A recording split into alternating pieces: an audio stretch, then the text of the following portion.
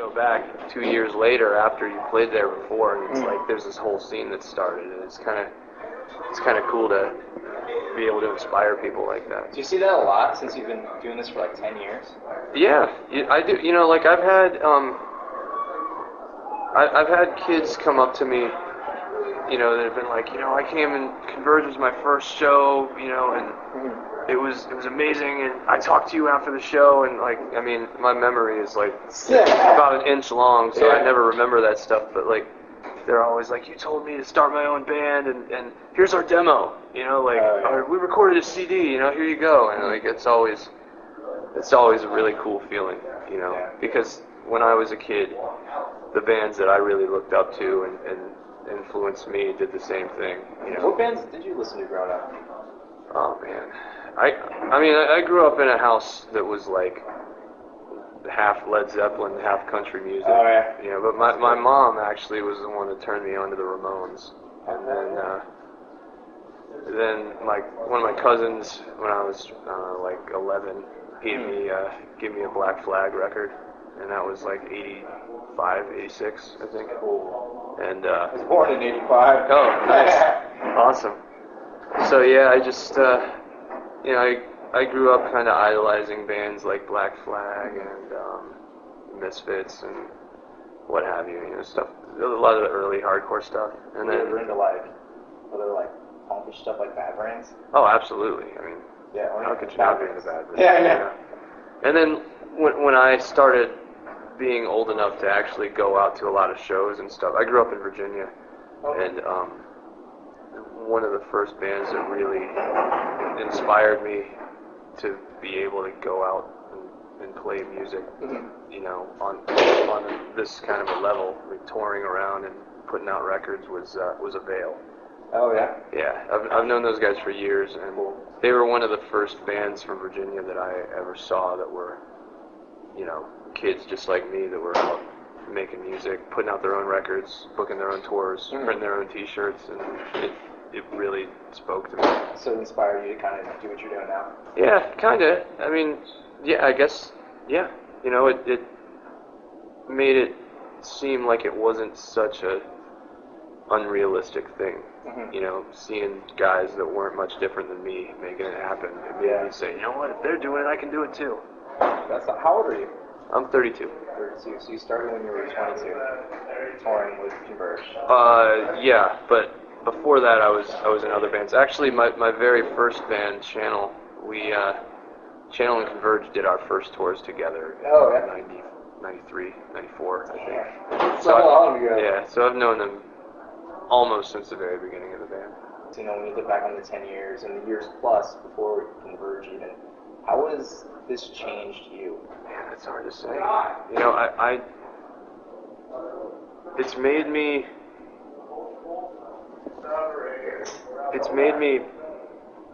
be able to look at, you know, problems in my life. Not necessarily problems, but just, it's made me be able to say, all right, I can do this. Like, you know, because we've been through some shit as a band as far as being out on the road and having horrible things happen. And, like, you know, it's just kind of instilled this whole mental attitude where it's almost like nothing's gonna stop me. I'm gonna do this, and that's that. And you know, I thank Converge for that, you know, immensely. Do you ever have any regrets though? Yes and no. I mean, little ones. I probably should have finished college. Really? You know, I should have. You know, when I joined Converge, I was on my way to becoming a firefighter and an emergency medical technician, and I dropped out of that to start touring full time. And you know, ultimately, I don't really have any regrets. I love playing music, and you know, this is the path I'm supposed to be on, obviously. Yeah. Because here I am, you know. That's amazing. Like, you've probably seen so many trends over the past decade, you know, with bands and stuff. Like, what's going on in '98? New metal, Limp Bizkit. Oh yeah. You know, I mean, that stuff never. I don't pay attention to most of mainstream culture type type of music like that. You know, it just doesn't appeal to me. It never has. It doesn't speak to me. I've always been into underground music. Yeah. Do you think that affects your band though? All the trends? I mean, I don't think it does musically. If anything, it helps us. You know? Yeah, because I think the way we do things, like, we're a very honest band. We're very open about what we are, and, you know, in your face about it too. It's like this, when you see Converge play live, or when you listen to one of our records, you know what we're about immediately. You know, we pull no punches.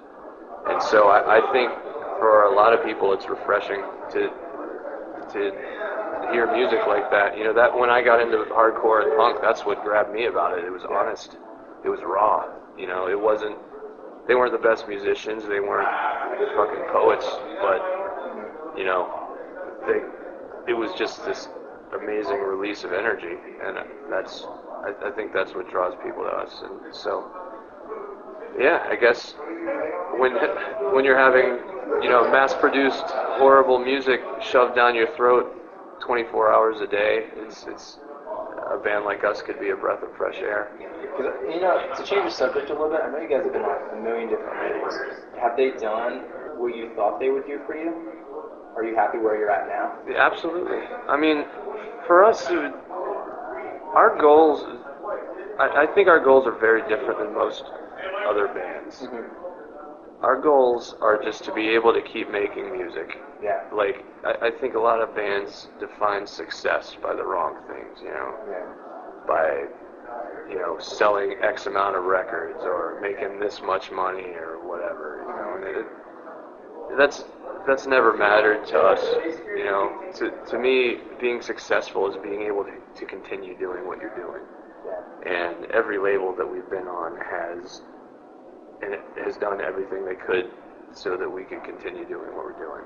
So that's cool, man. Yeah, everyone we've dealt with has been good to us. When you look at bands now, and all these bands that the labels are picking up, totally different from your guys' music. Are you a fan of the bands? Some of them. Yeah. So, you know, I mean, not all music is for everybody. Yeah. You know, and I respect that. Epitaph is a label that puts out records that, you know, it's obvious that they don't care if they sell 1 million copies. You know, that's for sure. You know, they just want to put out good music, or, you know, what they define as good music. You know, some of it I might not be into, some of it I'm way into. So I respect that about Epitaph. That was one of the things that drew us to them. Are there certain things with younger bands that you are bothered by, that maybe in your experience? I don't care, you know. I'm sure if I nitpicked enough, I could find plenty of things like that and get annoyed by it, but really I don't care. You know, we do what we do. That whole world has nothing to do with us, and, you know, we are who we are. We're happy, so. Dude, that's like the most down-to-earth answer I've ever gotten. Oh, thank you. I mean, like, I don't know. I interview bands every week. Oh, awesome. And I get a lot of in-depth answers for stuff like that, you know. I just don't care, man. Like, that's cool. You know, it's like, okay, so a band got popular and they didn't have to work for it. So what? It is what it is. You know, like, yeah, it is what it is. I look at it like, okay, like the whole grunge thing in the early 90s, right? Like, you had bands like the Melvins and Mudhoney who kind of spawned the whole thing, who still to this day are making relevant, good music that people still respect. And then you have bands like Ugly Kid Joe, you know what I mean? Yeah. And so I look at it like with the explosion coming out of the quote-unquote hardcore scene these days, or whatever people want to call this stuff, and whatever they choose to label us as, and which is usually completely off base. But I look at it like, you know, we're the Melvins. That's cool. I mean, not to compare us to the Melvins, because they're one of my favorite bands of all time, and like, they're fucking royalty to me. Yeah. But, you know, they're the kind of band that I've always aspired to be like. You know, a band that has never compromised, has done what they do, and couldn't give a shit what anyone thinks about it. And so that's basically the way we approach things. And do you feel accomplished? I guess. Yeah. I mean, I'm just doing what I enjoy doing. So you take it day by day, kind of. Yeah. I mean, I think, what's the point? You know, like I just like playing music with my friends, and I'm very, very fortunate to be able to do what I'm doing with Converge right now. I know it can end any time, and you know, I take it day by day and enjoy it. And is that how you look at life in general? yeah, I mean, what's the point of being pissed off all the time? That's true, man. That's true. Change the subject a little bit, but I don't really know the whole story. Like, I know you guys have been in the band forever. I know the guys in Cave In were all in the band at one point. Or Not all of them, just Steve. Steve Just Brodsky Steve? was, yeah. And then what about Ben ended up joining Cave In for their last tour. Oh, okay, that's what it was. Yeah. I'm a huge Cave In fan, dude. Oh yeah, great band. You know, like a lot of people talk shit about Antenna. I think it's a good record. Dude, it's one of my favorites, man. Yeah. Like, it's like really, really good. You know, people. I was having this discussion earlier today with Mike from the Red Chord. People, as open-minded as they claim to be about music, sometimes usually aren't, and they project what they want you to be onto you. And if you deviate from that, then you know you're a sellout. And with a band like Cave In, it was just so obvious that they were growing as musicians and as artists, and that's all it was, you know. Do you think going on a major label affected them? I don't. Effect on their writing process? I don't think it did 100%. You know, I think there was a little bit of just a little bit of label, you know, pressure to write some shorter songs, but I mean, some of the best songs they ever wrote are on that record, and in my opinion, at least. I love the whole record. Yeah, I mean, I think overall, though, I do think that the major label thing had a negative effect on the band. It made them a lot more jaded and just, you know, I mean, that whole world is just, I've been lucky enough to not have to deal with it, and I've seen it chew up and spit out a lot of bands, and unfortunately Cave In was one of those bands. Yeah. Have you guys ever been offered to go on a major? We've never gotten like a formal offer, but there's certainly been people at shows, hey, you know, I'm A&R for blah, blah, blah. I'd really love to talk to you guys. Yeah, well. Was that ever appealing, though? No. Yeah.